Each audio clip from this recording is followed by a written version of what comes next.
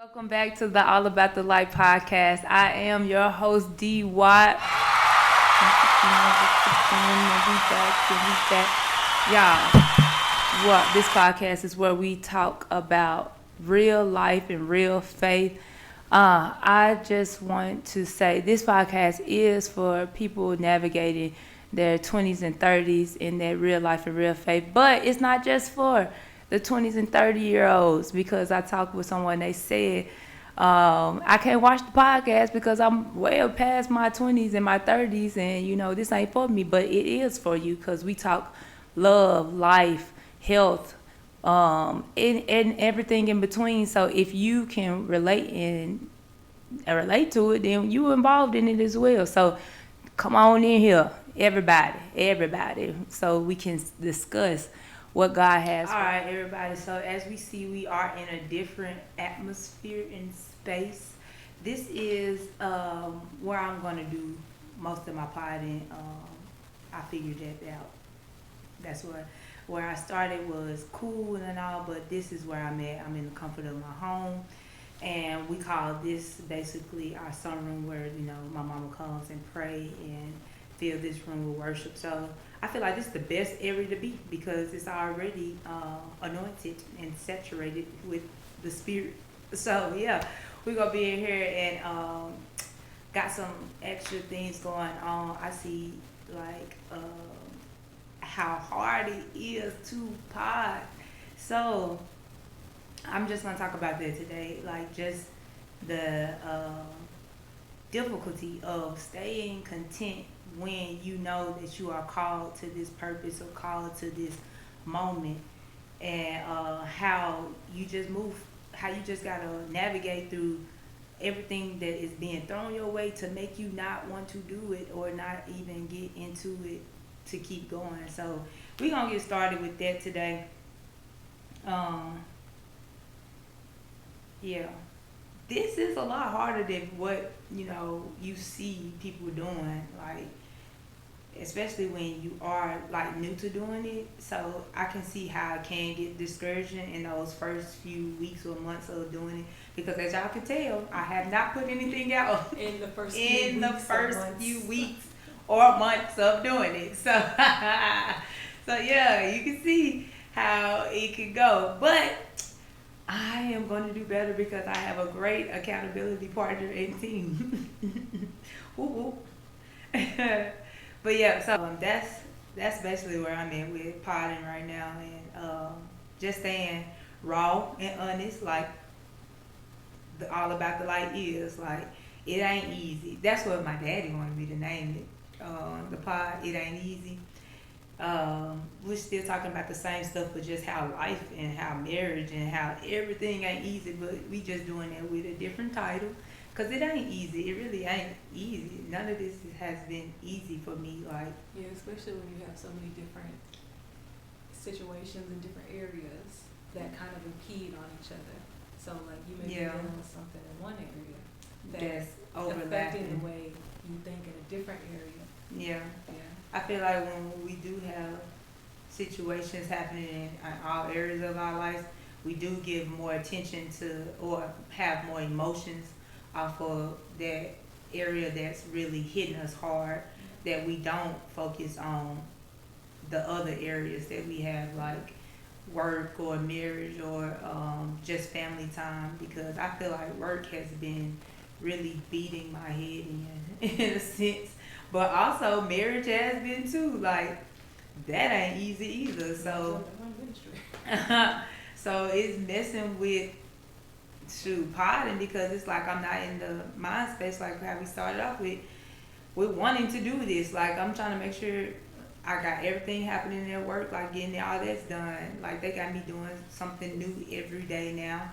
And then coming home to trying to be a loving wife and trying to show up for my husband in the ways that he needs, as well as him showing up for me too, navigating that. So it's just a lot of moving factors where I'm just like, I can put that off right now, or I need to go take time for myself. And now that I'm realizing this is time for myself, like, to sit here. I think a lot of it is substance too, pouring into you, that you pour out, Yeah, I feel like as I'm recording, it's giving me that room to release what I felt either the week or the month before or whatever, so that now that I done learned from whatever that was, that is giving me some, like how you said, some substance to be like, hey, I learned this, and hey, whew, that felt better to just let y'all know.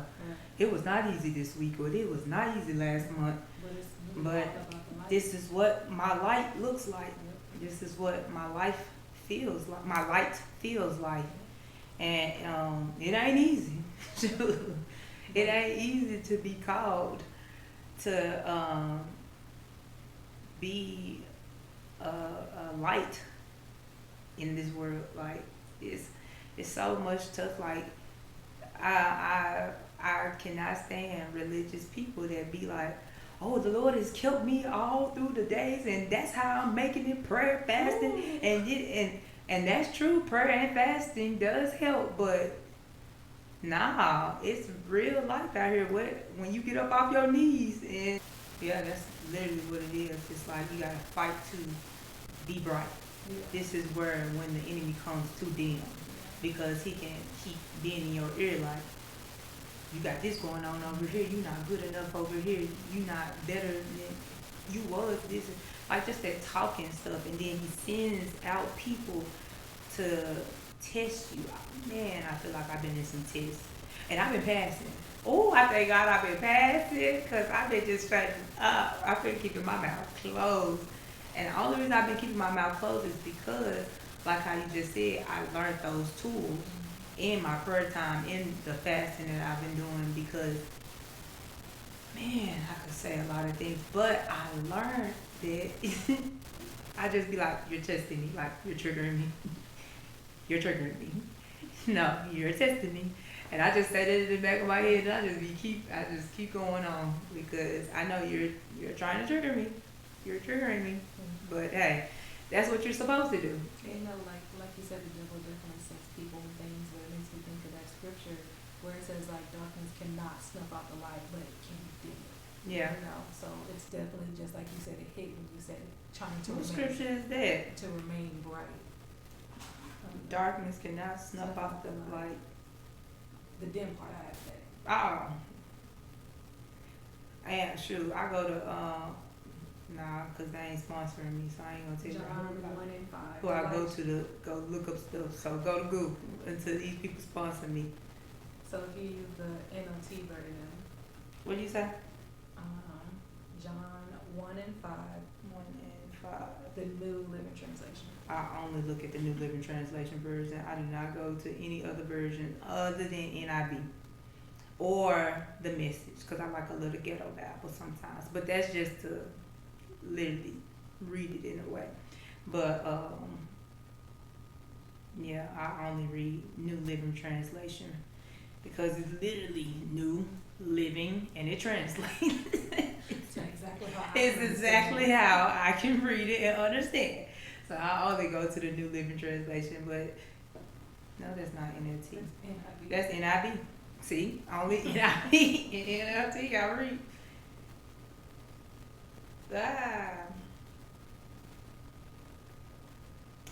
The Bible app updated.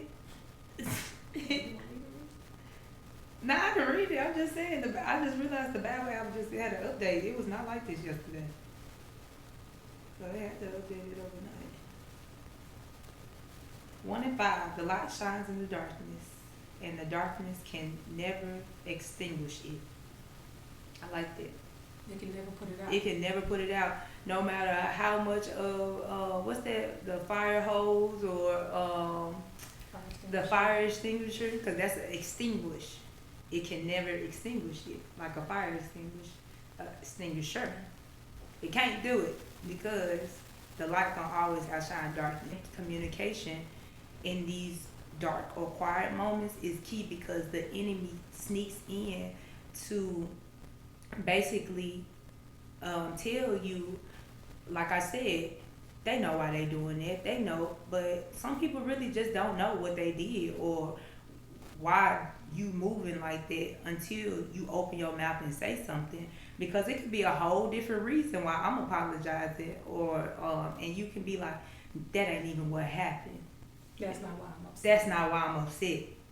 And it's like, well, I interpret it this way, or my perception was from this way, and you upset from something that happened all 3 weeks ago, and I never knew that you was upset with me about that or whatever. So it's just, wow, communication really matters, because the enemy wants to play us against each other regardless. So if we just open up our mouths and speak about it,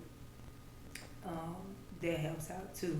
Yeah, communication with God. Even in those moments where it's like everything's attacking me, and Lord, I've been fasting, I've been praying, and and I think that's what when Lady Tina Smith said, like, yeah, I'll be in my closet, but I still have to have that relationship where I'm like, God, I don't understand what's going on. That communication, not just with people, but also with God. But I think that we live in a time where religion says that we need to just be grateful. You need to just be happy. You just need to walk forward, when it's like, but God says to build a relationship with me. And that's why I said I can't stand religious people who thinks that you gonna just get through it. Just the Lord gonna be with you. You just gotta trust in God. You can't tell me you don't trust in God. Job said, I was never born. Well, I can't tell you I don't trust in God. How can I not tell you? Because this is me showing you I trust in God.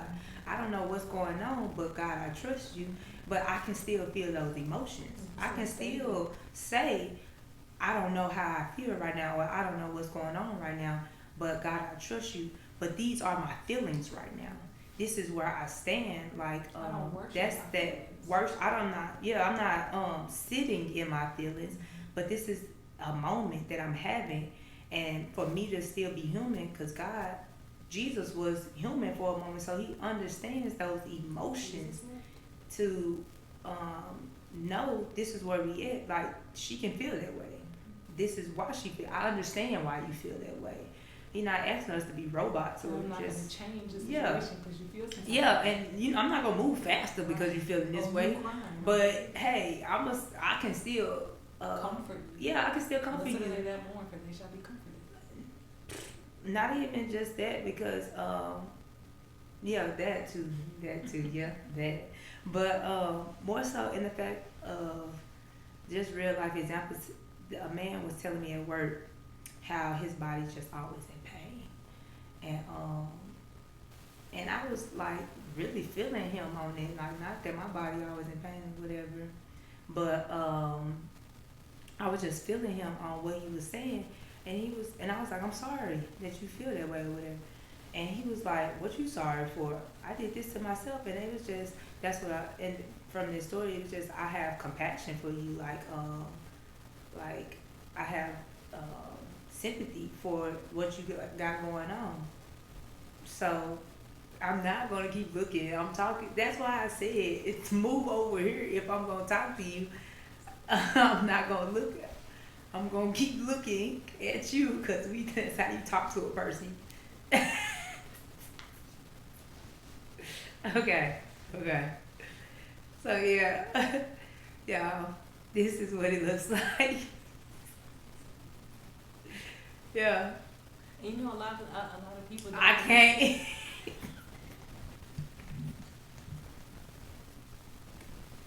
I'm going to make eye contact with you if you talk to me. That is respect.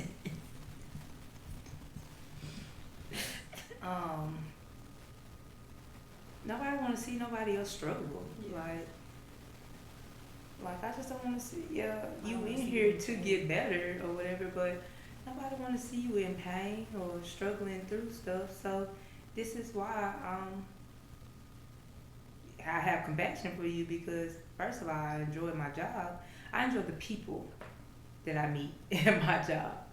I enjoy my job too, but I really enjoy the people that I meet at my job, because it's all walks of life, and I enjoy just hearing their experiences, their stories and stuff.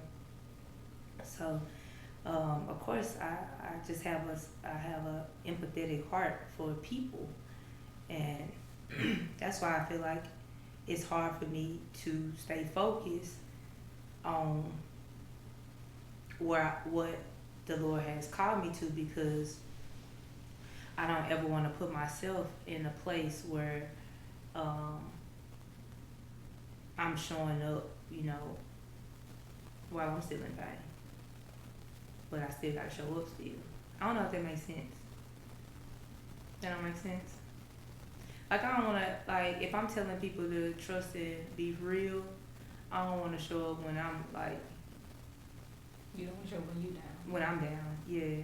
Because I'm supposed to be the encouraging one, but I think that's where that It depends on the environment. and that perfectionist comes out right there, because even today, like, I feel like everything was going wrong, and it was like it's gotta look a certain way, it's gotta feel a certain way, but it just don't. Like, I would have put on a whole another outfit for real to make it look or feel a certain way, but I wanted to really just show up how I was. I just got off work.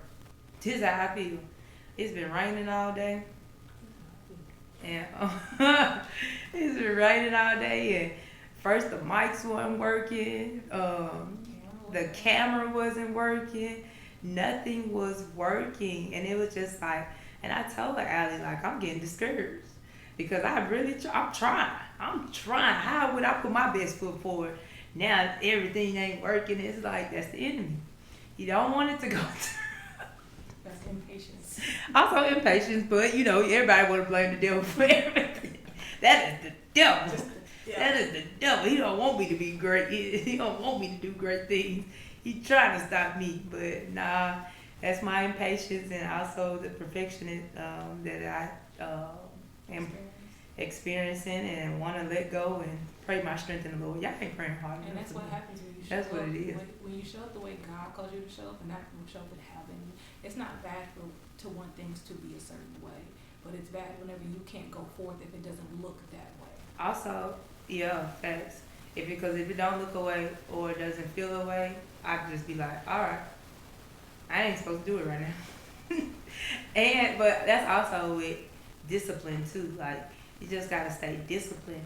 First of all, if it's something that needs to be done, then God should be giving me the strength and discipline to get it done. But I have to be obedient and just go with it.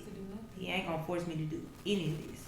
So I have to just be more obedient and just go with it when I feel to go with it, because like I said, I don't have a topic or know when to go or say or do anything. So I'm going straight out the door. What if you give me in this time and in this space, Lord? I'm a willing vessel. Put the words on my lips. Put the words in the lips in my heart so that I can give it to your people. Because I don't know. and I feel like Allie is more fluent in her Bible and the verses and stuff like that. So when I don't know a Bible verse, or she be over there spitting stuff, I be like, dawg, you should just be on the pod. Like, you need to say this. Like, girl, nobody. But I'm going to leave that in there. But I just say, I'm grateful though. I feel grateful to just be doing this right now, because I feel more comfortable than I did in the first one too. I think because you have more. Like, yeah. I think, we go forth kind of off of what he told us. Like, okay, I know I need to get started. Yeah. And when you start actually talking, pouring out what's on your heart, that's when you feel lighter. You feel more better, you feel more comfortable, because this is something that God's been dealing with me on. Yeah, God has really been dealing with me on.